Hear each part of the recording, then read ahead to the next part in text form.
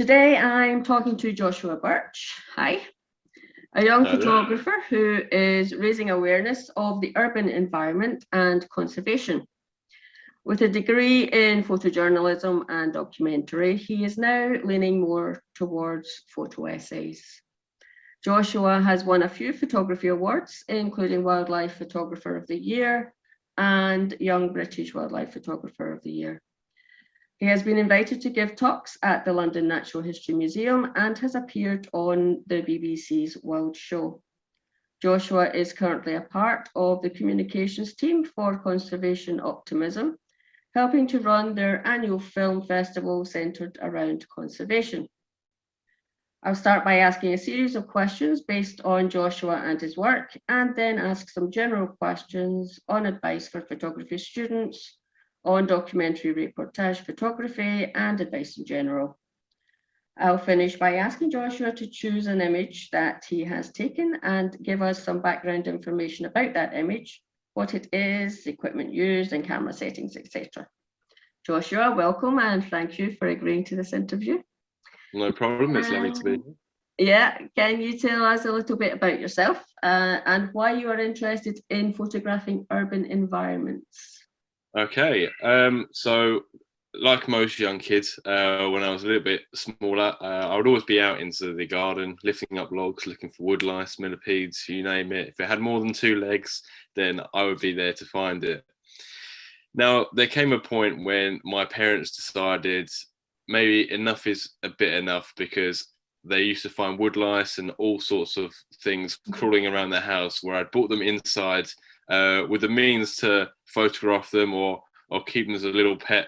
And so my dad then gave me a camera and said, Josh, right, instead of bringing home all these things, do you mind taking photos and bringing the photos back to show us?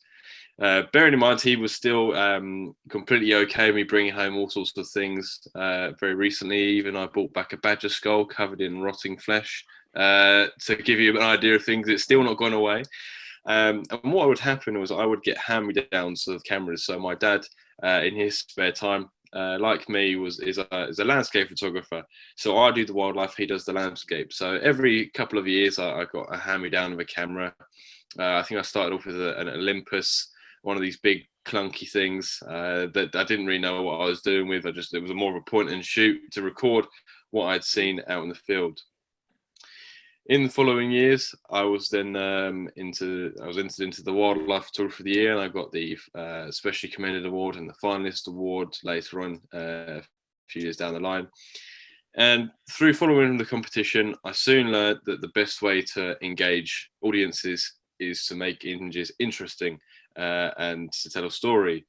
Now, this kind of leads on from, when I was out there just taking a photo, if I'd seen a stag beetle or I'd seen a fox in the garden, and how I might then use those images to then plan for future projects to show more of the story and more of the environments in which those animals live. Because there are plenty of what we would call birds on stick photos out there. But to really engage the audience and to put the animal in the place of where it lives, that interests me a lot more. So it all started with me collecting bugs in bug pots and all these different things, moth trapping it late at night, to now my equipment, instead of catching things, I then photograph them and try and show people in a kind of explosive way that British wildlife is in fact very cool and interesting, and we here have almost a big five, just like Africa does. Yeah, that's true. How long have you been photographing urban environments, and what inspires you, or who inspires you most? So I think we'll start with the first question. How long? I think as long as I could probably walk, I was always interested in the back garden. There's no place better if you've got a space of your own, even if it's a balcony in a flat and you have some flower pots or flower beds. And for me, I was lucky enough that I had a very large garden and a whole host of wildlife, from giant stag beetles that we have here in the UK to your common red fox, all sorts of bird life. And for me, I was always interested in the urban scene, because most people's first reaction or first meeting with wildlife is generally either, feeding the ducks at your local park, or watching the bird feeders in your own garden. Those are the very, very first places that people engage with wildlife.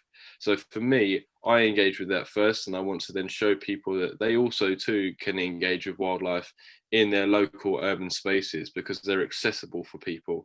The thing with me, and the thing that interests me, is that a lot of people think that you have to go to these far-flung places all across the world, when in fact there's an amazing array of wildlife in local parks. For instance, in Richmond Park or Bushy Park, the Royal Parks here in London, there's a whole host of red deer, fallow deer, and people, when they go out and they see these huge antlers and the big roaring call in the autumn rut, that gets people excited.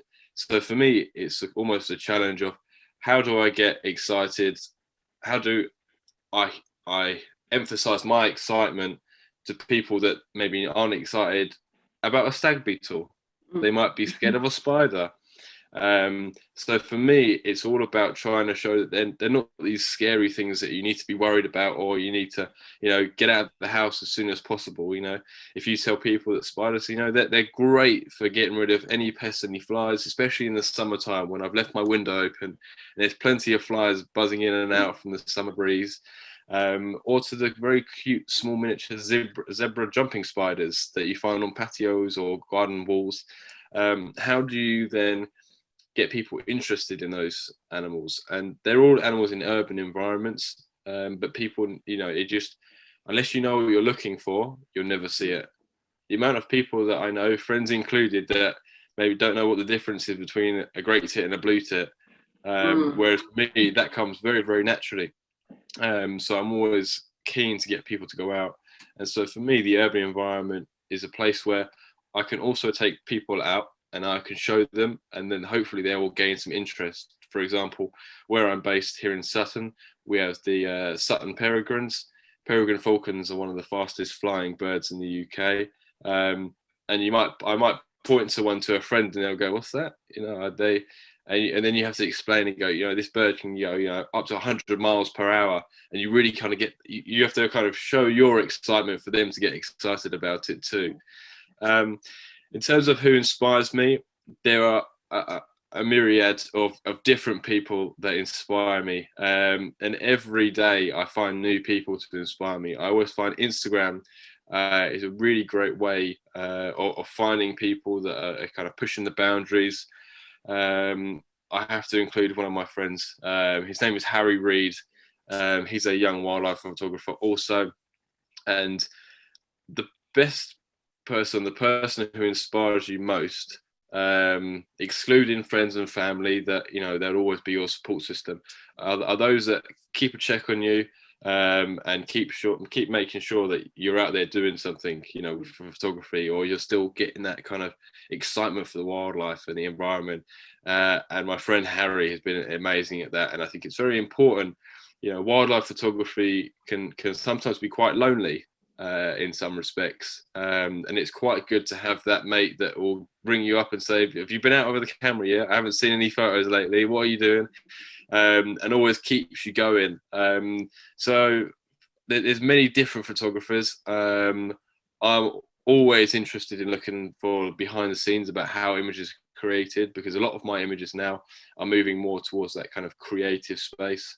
For example, I'm currently, next to me here in my bedroom, I'm building an owl box, and I've used expandable foam on the inside to create almost log look inside. And the idea is that hopefully, if anything nests in it this year, maybe not, that's just the way it goes with wildlife photography, then I can photograph owls inside the nest, particularly little owls.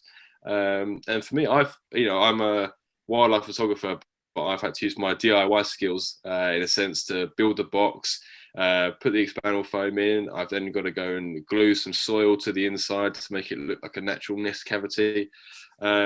So for me, inspiration as a whole, I think comes in many different forms, and it doesn't always necessarily come from a person. Sometimes it can come from an image, and I can go, "Oh, you know what? That's pretty interesting. I want to have a go at trying to do that." For example, it's been done before, but as I say, birds in nest boxes. I've just replaced one of my nest boxes in the garden with a hollowed out log. with some wood chippings at the bottom that I'm hopefully going to photograph the resident great tit family that come every year, because it's always been on my list to do. And for me, my images, people might not see as many or images coming out from myself, but for me, I'm moving more towards planning ahead for images. So as I say, I'm building nest boxes now, hopefully for the springtime. And then I've got trail cameras monitoring those nests. So inspiration from me comes from anywhere. You could be out in a shopping center or in the cinema, who knows where you are. There is inspiration literally everywhere. Cool. What do you hope to achieve by doing your work on conservation and wildlife? Is it... So what I hope to achieve with my images, there's many different avenues that I hope my images will achieve, but one of the main ones is creating interest. And by doing so, hopefully I can get people to care. We talked about stag beetles, hugely in decline, and it's a real shame because I remember as a young kid finding stag beetles, and now they're virtually impossible to find. And so for me, if I can inspire people, maybe with a wide angle image of 2 stag beetles fighting against a city skyline, for example, that is an image on my list to try and shoot. But then the people go, that's interesting. I didn't know we had these huge beetles here in the UK. Or whether it's an urban fox in a kind of modelled environment that looks more like a model subject, as it were, as opposed to these kind of pests that people often assume that they may be. I think my biggest critic is always my dad. Every time I've got a new set of images, I will then pass them over to him and say, what do you think? And for me, if I can get past him and he likes it, then I know that I've got something good. And the thing is, when you're a photographer, you're looking for different things as opposed to if you are just the general public. So often what I will do is I will get my partner or some friends to then look at the images, because they are not looking at it from a photography perspective. I can go, oh, there's this stick in the background, there's this that's distracting me, and it's not technically correct in photography terms. But they might look at the image and go, wow, that is really, really good, Josh. And for me, when I see that kind of reaction, and the same goes for all sorts of images. For my university, I actually photographed some motorcycle groups in London, and one of them brought their daughter in, the young daughter, and the guys had their masks on in the photos, their motorcycle mask, and she went, "Oh, that's my dad." And for someone to have that reaction, for someone that a lot of the general public may cross the road from, they see a masked biker and they might get a bit worried, but this young girl points up and goes, "That's my dad," and has no kind of prejudice towards that figure or what they're wearing. And the same principle applies to wildlife photography. Take a spider, the household spider. They're amazing mothers. Or the mosquito. The reason that you get bitten alive in the summer is because those females are trying to drink your blood to then feed their young. So I think if you show different sides of things, because a lot of people only see one side to every animal. I mean, it's very easy to make a fox cub look very cute, and a lot of people will enjoy looking at that image. But how many people can you get to look at, a female spider with an egg sac and think, wow, that's really motherly? It's a hard challenge, but it's something I enjoy. So for me, my kind of aim within my photography is to open questions. Wow, I didn't know this about this species, and also to inspire care for this species. And a lot of the time, you've got to look at the species that are not exactly the big. We call it the big sexy animals. Like the big red deer stag and things like that.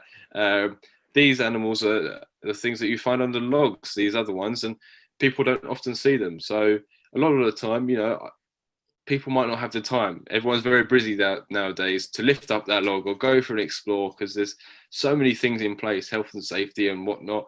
And I think for me, I'm trying to just show people there is so much worth saving and worth caring about. If you can get people to care about something and get behind a project or a conservation effort, then you're onto a winner there. Great. Do you have a favourite urban environmental issue apart from stag beetles? How have you in the past? Sorry. I talk about stag beetles because they are on my hit list. I work with the local farm, and they've been sending me photos of stag beetles. Yeah, I've yet to actually see one in that particular environment myself. I think there's two different areas that particularly interest me. Now, the first one is local waterways, urban waterways. So whether that's your garden, your local kind of village ponds or rivers or lakes, things like that, because they are a huge benefit to wildlife, but often they can come under extreme fire from littering, pollution, lots of things like that. And they are a real biodiversity hotspot. Nothing can survive without water. So you need water to ensure the survival of things, and waterways are a hotspot, and they go through the seasons. There's also interesting issues regarding invasive species, such as the red signal crayfish. So the white-clawed crayfish has been really pushed back in its range. And now a lot of the canals here in the UK are full of these red-claw crayfish, which are American species of signal crayfish. And so for that, it's a kind of an issue regarding waterways. What can be done about them in terms of urban spillways? Lots of people, you flush a toilet or you put something down your sink and that's it, it's disappeared magically. But that often has to end up somewhere. And I'm also interested in how wildlife is adapted to those urban environments. For example, I've photographed herons before fishing under the streetlights. It almost extends their day. And it's quite interesting to watch them, and they will stick to the line next to the road where the streetlights are. They will very rarely venture out into the darker, deeper areas of the village pond, as it were. And so for me, it's also about how does wildlife coexist alongside humans in that kind of environment. And then the second environment that I really do enjoy photographing, and it's one that I'm currently working on now, is farmlands that are bordering urban environments. So if I go straight ahead of me from my computer screen, you go straight to central London. I can see it in the distance from my house. If I go behind me, it's all urban farmlands and fields. And the farmers that I'm working with now, they run a horse livery, basically a horse babysitting place where, you know, if you've got a horse, you can keep it there, and they've got fields and pastures. And they're trying to go back to the past kind of historical ways of horse keeping, traditional ways of managing their fields.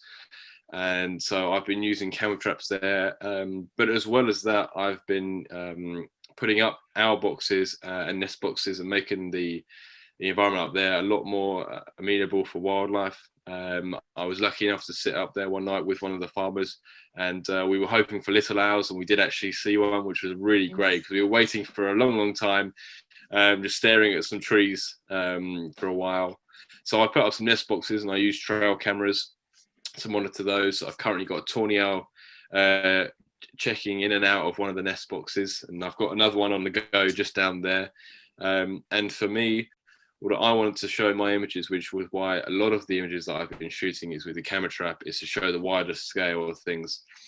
From the highest point in the field, you can very clearly see the city skyline. And more importantly, what you can see is light pollution. And lots of people, when they've seen some of my images, they go, "Oh, you know, you've got an orange sky. How did you edit that in as an orange sky?" And I go, no. That is light pollution, because often, most of the times, the camera trap, I'm using 30-second long exposures, and at the start of that, there's a flash to freeze the animal in the frame. And what that will do is that will pick up all the light that's been caught on the clouds. On a clear night, it's almost blue, but if it's cloudy, it's almost this bright orange glow, and that's from the light pollution. So there's lots of different kind of areas where I'm looking to go with this project. It's a fairly fresh new project. I'm mainly using the camera trap and the trail cameras to monitor and see what's actually around and work through a whole year. As I say, what I've been doing now is getting ready for the spring and summertime. So the little owls and tawny owls will be a lot more active during the early evening hours for hunting. So they'll be out, and hopefully I can photograph them. I've got a few images in my head that are on my kind of shoot list. For example, a tawny or a little owl, wide angle with the urban scene behind me. So that's all in the plans. But it's just as important to work with the people. They know the farm. They told me where I could see different species and what they'd seen. And they knew what they were talking about. Sometimes you'll meet people who go, yeah, I saw this, crazy bird or something here, and you think, okay, that could literally be anything. But the guys up there are amazing. They'll take photos on their phones, they'll send it through to me and say, oh, Josh, by the way, I've seen where the little owls have been nesting. So farmland is a big thing, and that's what I'm currently working on right now. Cool. That takes us on to talking about your plans for the future. Do you have any environmental or conservation projects in mind? So in terms of future projects, my current project at the moment is the farm. I'm very interested. I recently came across a photographer on Instagram.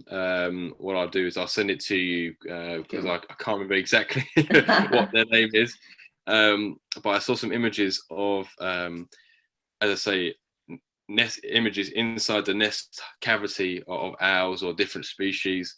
And for me, I'm going to try, if I can, they've got quite a few buildings, empty buildings up at the farm, and one of the farmers always sends me recordings of owls very, very close to the farm. So hopefully I can find in and around the farm buildings there to show that coexistence between the humans and the nature, and how nature slightly takes back over, because it used to be an old dairy farm, but they've now over the years it's then progressed into horse stables.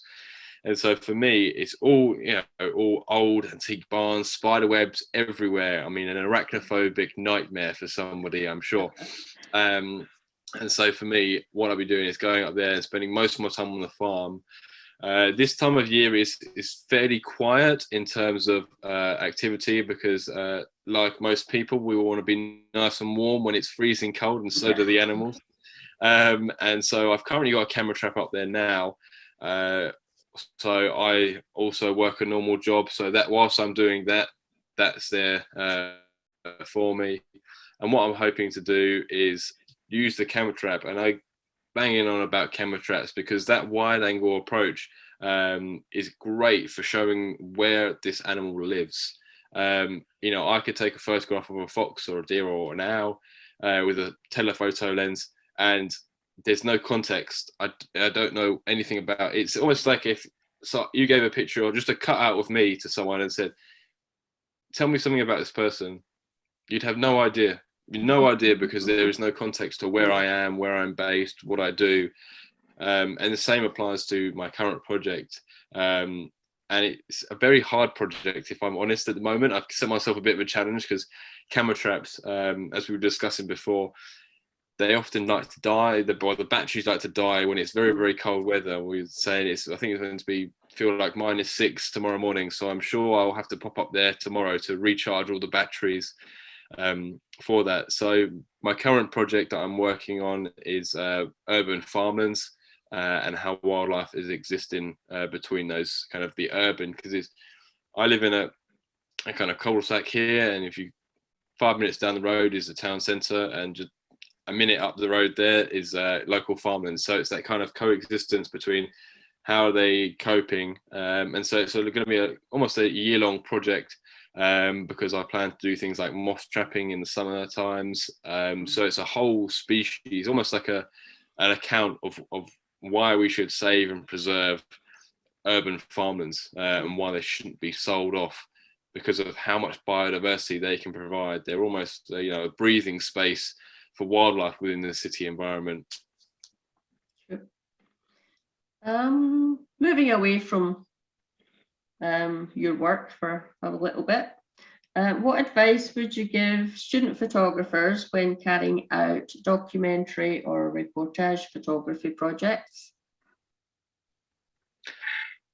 I would say the best thing for that, because I have an experience with my degree and the projects that I've been working on my Instagram, and I think on my website, I put some images of when I went to the Extinction Rebellion protests here in central London. And I think the biggest piece of advice for reportage or documentary, in a human sense, we'll move on to the animal sense in a moment, but in a human sense, is get as close as possible to the action.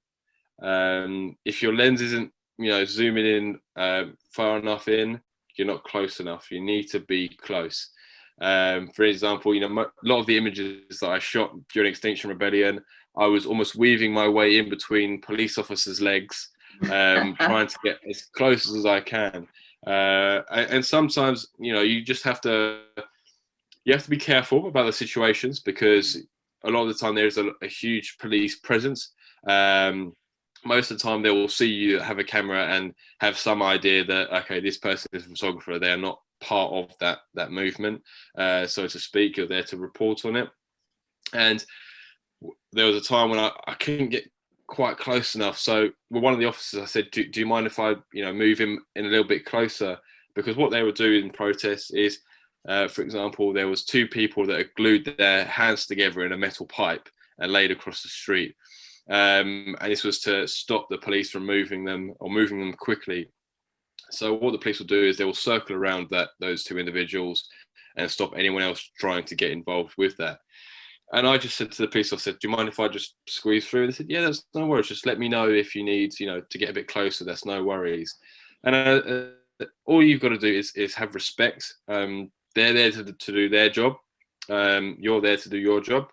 And as long as you have a mutual respect and you're not just barging in, because I've had police officers shout at me, going, get out of the way, when they're carrying someone off to a police van, one of the protesters.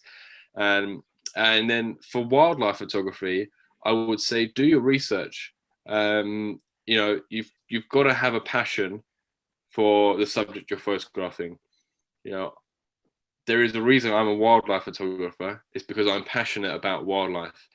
If you're not passionate about your subject, you're never going to be good at it, because you won't spend the time doing the research. You won't have the knowledge to go out to know how and when these animals are out and about.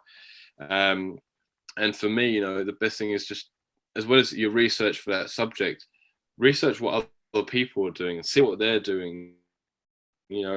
There's been trends over the years in wildlife photography, one of them being camera trapping, and one of them being foxes, because they are so easily accessible. Here in London, there are plenty of urban foxes around, and they're easy to photograph. And there was a time when foxes were the big thing, especially camera trap images. But for me, I'm trying to photograph owls, for example, at the moment. People have already done owls, but I haven't. So just because someone else you may have seen, you think, owls have been done before, there's nothing. There's always different ways that, I could be building this nest box and nothing can nest in it. It might be a squirrel that comes in and makes a tray inside of this. I spent all this time building this big fancy nest box, and next thing a squirrel goes in it. But hey ho, that's just how it works. And for me, don't ever get put off by seeing things and going, that's been done before. I don't know.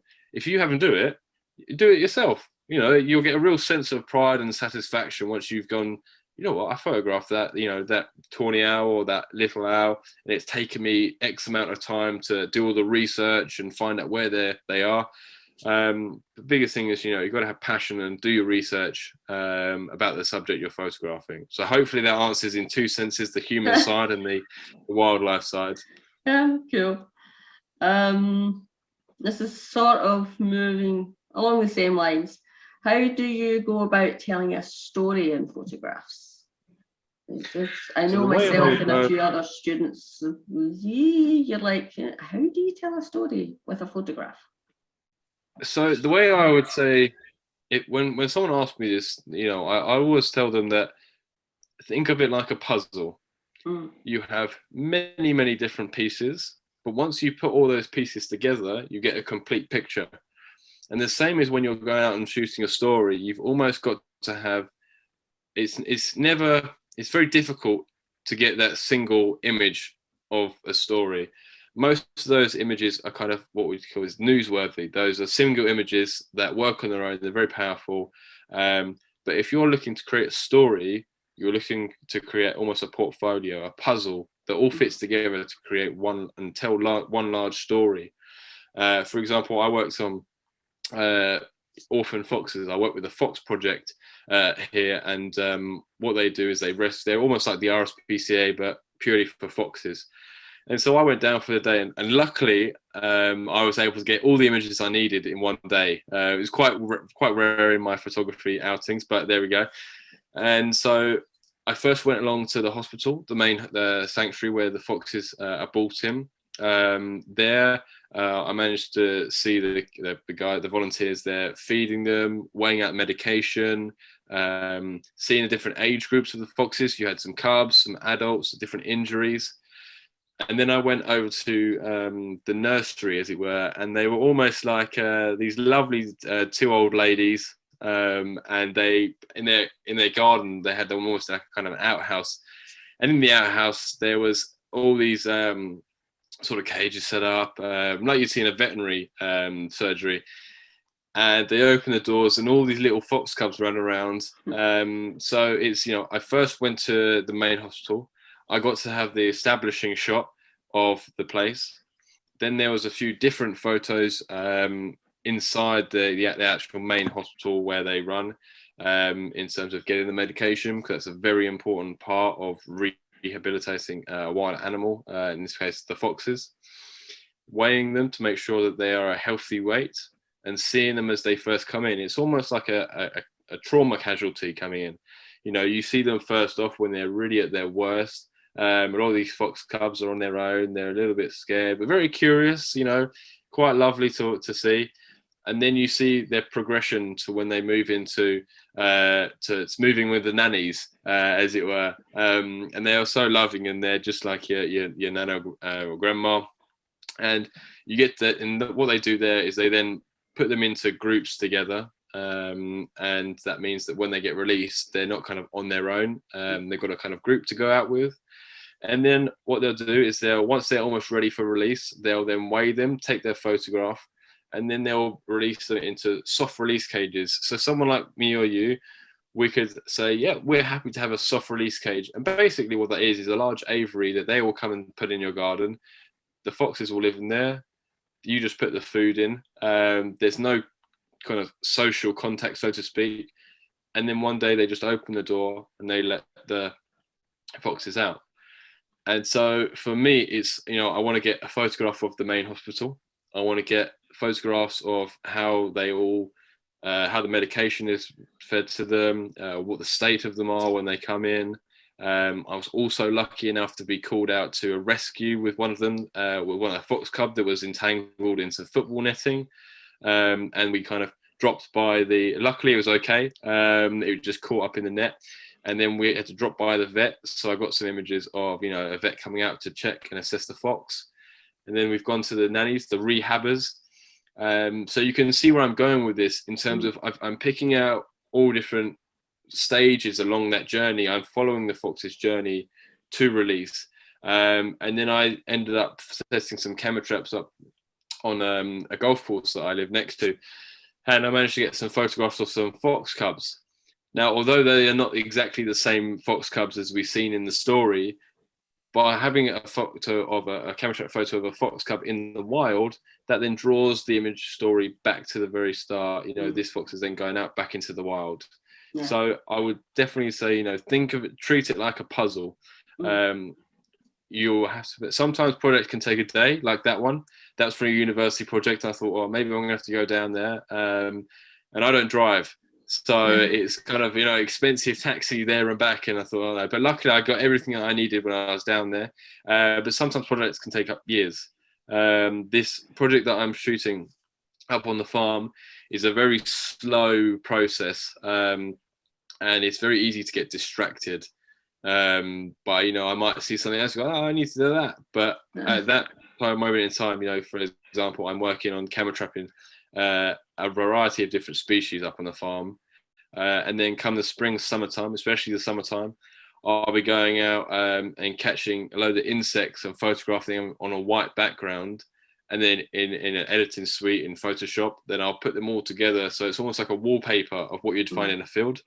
So you can see I'm slowly bringing in different pieces of the puzzle. So I've got the camera traps of, say, badgers, roe deer, tawny owls, the big sexy stuff. And then in the summer and springtime, I'll be going out photographing in its own right the small, the sexy things, and making sure that all comes together and show that these places are worth preserving and not worth selling off to the next highest bidder. Cool. Okay, so what advice would you give to photographer students, or student photographers rather, on a budget?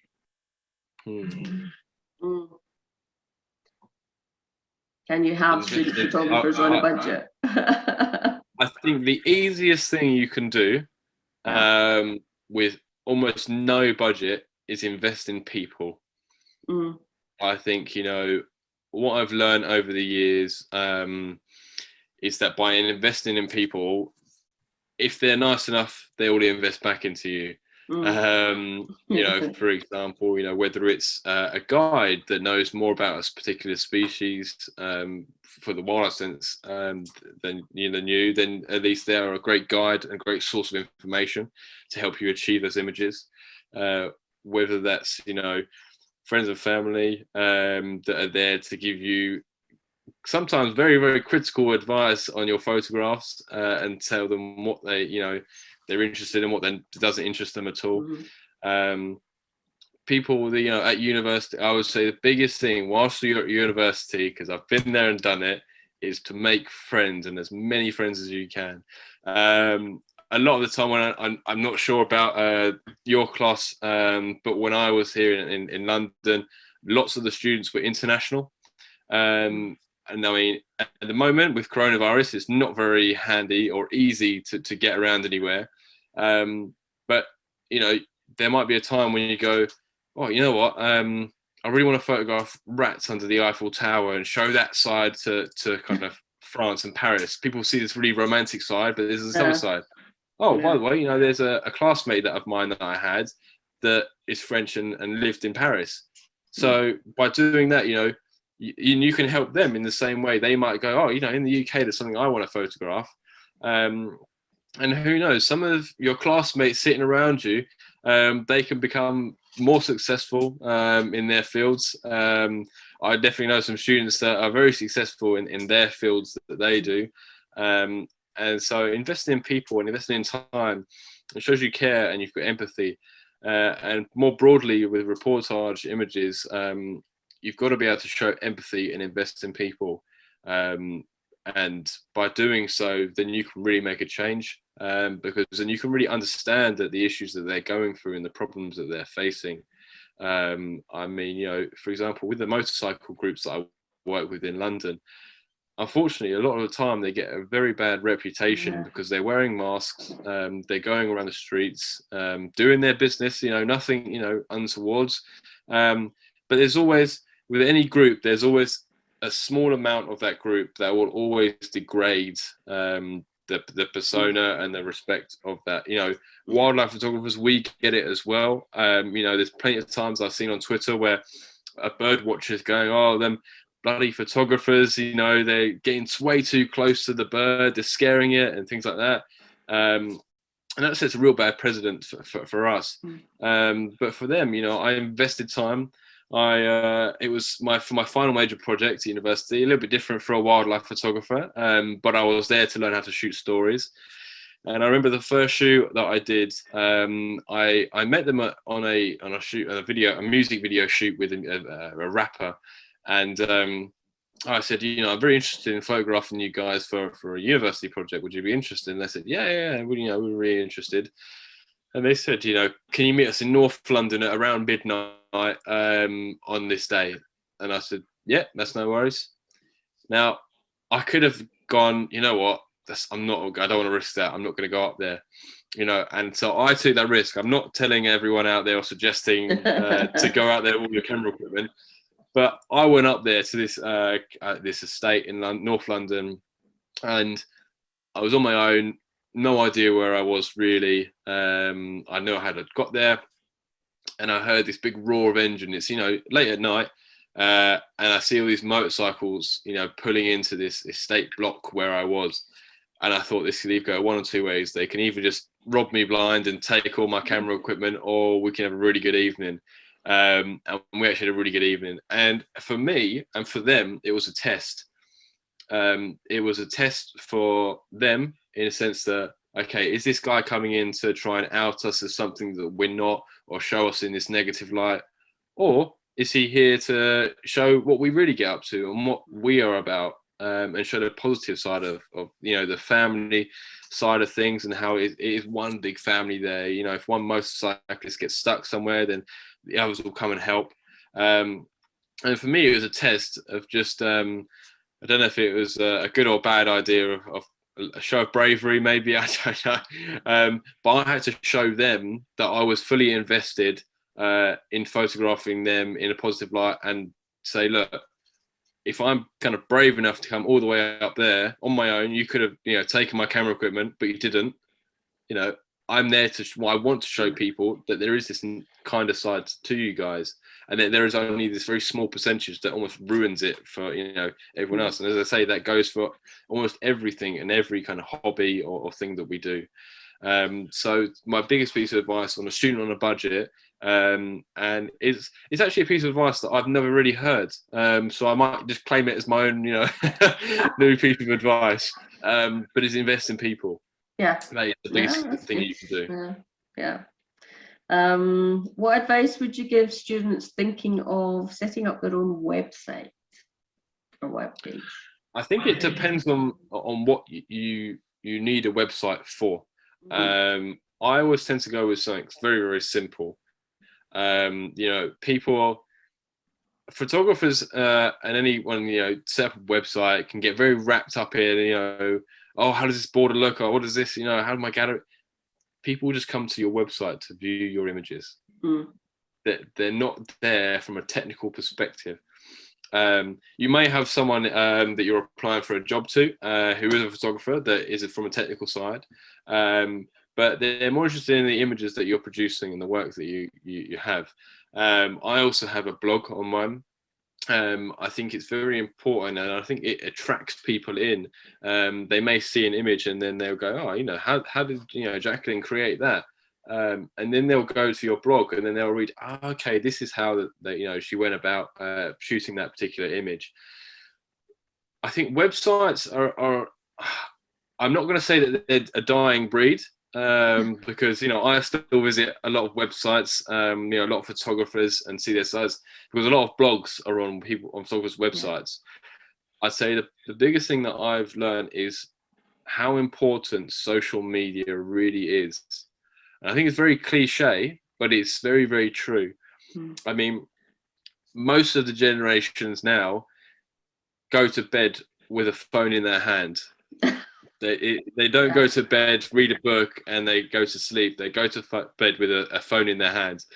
And so for me, Instagram is one of the best and most impactful thing, because it's very easy to like and see what people are doing in terms of, for yourself as a photographer. It's great to then, it's a lot easier, I'd say, to message and communicate with other photographers directly via those sort of platforms. I've done it with photographers, all around the world, and a lot of times they're very helpful, and they're more they get back to you a lot quicker than they would if you sent them an email. Sometimes an email could be a bit long-winded and a bit maybe old-fashioned. And some photographers nowadays are using TikTok. I just don't have the time at the minute with a TikTok account. I can't really wrap my head around what works and what doesn't, apart from a funky dance trend or something like that. So that might be the next thing I do, is a TikTok account. But in terms of a website, look for simplicity. If people, when they come to your website, that's you. That's your main way of showing people who you are and what your work is. So I would suggest be very, very hard on yourself in terms of what images you actually put on your website. Instagram, you know, I can just look through my archives and pick out. Currently, I'm doing a series on the Farne Isles and seabirds, but the website is the pinnacle. That is your very, very best work that you want people to go, wow. And that's an attractant, especially if you're looking for someone, someone's looking for a job and they invite a future employer to view their work. I would highly recommend that. So in terms of websites, keep it simple. You're there to view images.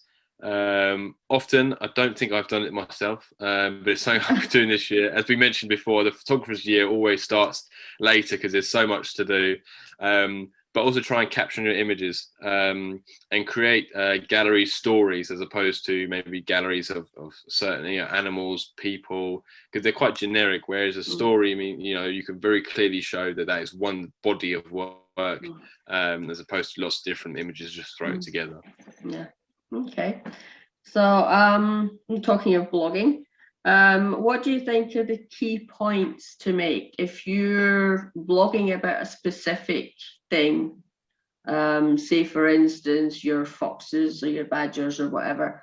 What key points would you use to encourage people to view that blog? For me, what I try to do when I write a blog piece, I don't know whether, you know, I've created this kind of demeanor over the years, but I'm very hands-on, DIY. Josh, you know, builds his own things because he can't afford to buy the next, you know, latest camera piece of equipment. And I think a lot of the times, if you just be yourself, you know, people will be attracted to that. You know, a lot of the time, people can very quickly see through if you're trying to you know, put up a facade and be this, oh, I'm a wildlife photographer, you know, I sit in a hide for hours then, you know, and the reality of it is that, you know, I can't afford underwater housing right now, so I might use a fish tank and put a camera inside a fish tank. And I have done that before. And people are like, what, you know? And I think it's one of them where if you know, people will say, you know, oh, you must make a load of money from, you know, doing the photography and things. And it's almost the opposite. It's very, very hard industry in wildlife to make money. So most of the time, you know, I'm always looking for scrap materials that I can put together. For example, you know, the wood that I've been using to build these nesting chambers and things for the farm, they've been all scrap wood that I've just found. And I write about on my blog different things for different categories. Sometimes, you know, people are interested in a new product. So it's quite popular for nowadays for product testing. If you email Canon, Nikon, whoever you guys shoot with, I would recommend, you know, just reaching out to them and saying, you know, I'm a university student, you know, I've got a project, you know, would you be able to loan me out some equipment? Most of the time they're very accommodating and they'll say, yeah. And so for me, you know, even if I think I bought a flash diffuser off Amazon, it's probably, you know, 20 quid or something. It's nothing, you know, not the biggest, greatest thing in the world, but I wrote a small piece about it because people might find it interesting by chance. The blog, in a way, acts as the voice behind the image, because as I mentioned before, what interests me, and I think what interests a lot of people, is they'll see a photograph and it will stop them in their tracks, and they will go, you know, how did they get that image? What did they do? You know, did they build some kind of set, or you know, with a camera trap in, you know, how did I put the flashlights in, or what did I use to stake them in? And people want to know how the image was created, because either they're just fascinated that, wow, I've never seen something like this, I want to know how it's created, or they are coming from a photography perspective and they go, you know, I'd like to maybe try that technique. You know, I use there's a camera trap photographer called Casey Smart, who's in America, and on his website he's got a small blog post, mostly photographs but of lighting diagrams that he's kind of made in you know, in paint or whatever, and he's got an image and then he's got the kind of diagram breakdown of what the flashes were, what the settings were, and I camera trap almost every day, And every day I still get up that website and I look at the lighting diagrams and just remind myself, okay, yeah, that is, f8, 200 ISO, 1/8 of a power. And so sometimes things like that are really helpful for a blog, because people, once they found it, they go, okay, that's a really good guide. Next time I'm out in the field or if I'm doing something, then I can go back to that and think, okay, yeah, that's all the settings that I need for that particular look for an image. And it's great a comparison because it had the image and then the lighting diagram beneath, so you could see the effect of that lighting. So in terms of a blog, be yourself. Don't be a fraud. Be yourself. Everyone loves it when you're just there. You're just as you are. Come as you are. Maybe try and do some reviews. Lots of people like to read reviews for themselves, especially if they're buying something for the first time. And also, what was the last point? Oh yes, guides. So in case of Casey Smart, it was some lighting diagrams, some camera trapping. So those are 3 kind of points that if you're looking to create a blog and you want someone to be interested, then that's a good guide to go down towards. Yeah, great, thanks. Okay, we've reached the final question, or the final part of the interview. So for this part, choose one of your favorite images. Yes. Tell us a little of the circumstances, like the kind of weather, location, why you decided to take that image, story behind it, and explain the equipment used and the camera settings if possible. Perfect. Right, I'm gonna see if this works. Share works. Screen. Right. Hopefully, am I sharing my screen? Yeah, I can see that. Lovely. Okay. Perfect. Too. So is that all working from your end? Yeah, I can see it clearly. Okay, perfect. So I've decided to choose this image because it's not about camera trapping. It's not urban wildlife. It's something a little bit different. Something we've not talked about before. This was in Canada, and I was invited out there on a trip with some other photographers. And the reason I've picked this image is because there's so much quintessentially about this that is wildlife photography. We got up at 5 a.m. Got up just before sunrise. We then take a boat out, and this is called a common loon. It's a species of diving bird. And we'd go out in the early hours of the morning to see if we can find pairs of loons with their chicks. And what we found this adult here, and at first we really enjoyed that really warm early morning light, and it's quite a dark background because of the shade of the conifer trees. But then as you look closer and closer, you then realize that hopefully in my cursor, maybe you can see my cursor. Yeah, you see the chick. Is a small little chick all nestled in with just that single feather just there. And a lot of the times when I show people this image for the first time, they don't realize the chick, but once I've shown them, they can't stop seeing it. And so it's almost that secret side of nature that you don't realize on first glance, and you have to take that second look and approach to it. Now, this image here was helped by the fact that I was with some friends who were also guides. They knew the area. They had been scouting the location before we'd arrived. Obviously, I couldn't really do any scouting when I was sitting here in the UK. So before I flew over, they were kind enough. Their names are Jess Finley and Connor Stefanisson. You can follow them on Instagram to see more of their work. Amazing photographers. And they've also been in the Wildlife Photographer of the Year Awards. And so they did a lot of the hard sort of field work before we got there. This is a species I didn't know much about because I don't live in Canada. We have great crested greaves here, which are similar in their behaviours, and it's quite interesting because the guys, they were telling us more and more about this bird here and also the behaviour. And they said in recent days, apparently bald eagles had been taking loon chicks off the surface of the water. So these loons actually came and sat almost directly opposite the boats that we were on for a form of protection, because the bald eagles wouldn't come down to prey on them because we were there and we were, too much of a threat for the bald eagles. This image here was taken, I believe it was a Canon 5D Mark III, either a 5D3 or 5D4. I have a feeling it's the 5D4. I've just recently upgraded to the 5D Mark IV, but I know for sure that this was taken with a Canon 400mm 2.8 Mark I image stabilized lens. For this image, I probably used, I think, an aperture of around between f 5.6 and f8. I think it was 5.6. That's almost a sweet spot. 2.8 is really great when there's low light a situation, and it also extends your day because you get an extra few stops of light to be around. And this image was taken on a boat. So what would happen was there was 3 of us in the boat. So there was 2 photographers. It was another photographer called Ashley Scully. So we were in one side of the boat, and the guide Jess had to kind of lay like this on the other side of the boat to stop us from tipping over because of the weight of both us and our camera lenses leaning on one side of the boat.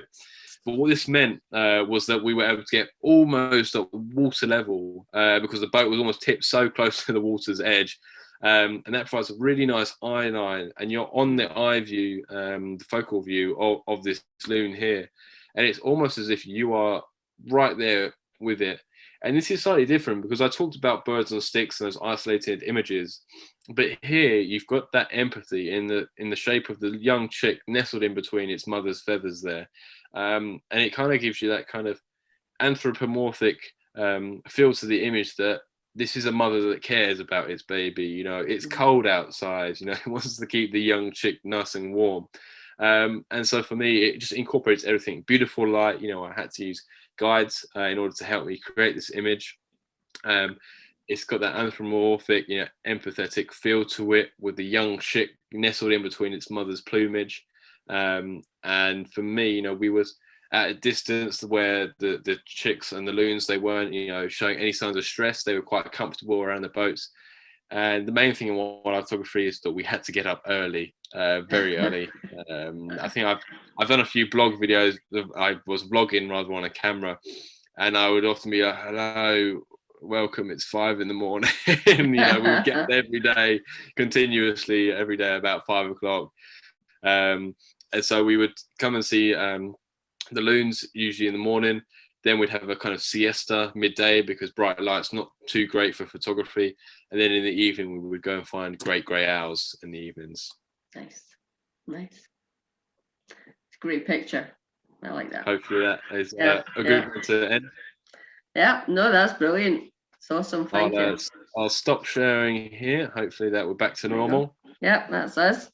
Well, thanks very much. That's us come to the end of all the questions that I had for you. So good luck with all your future ventures, and I hope an owl goes into that box. Yes, I really do.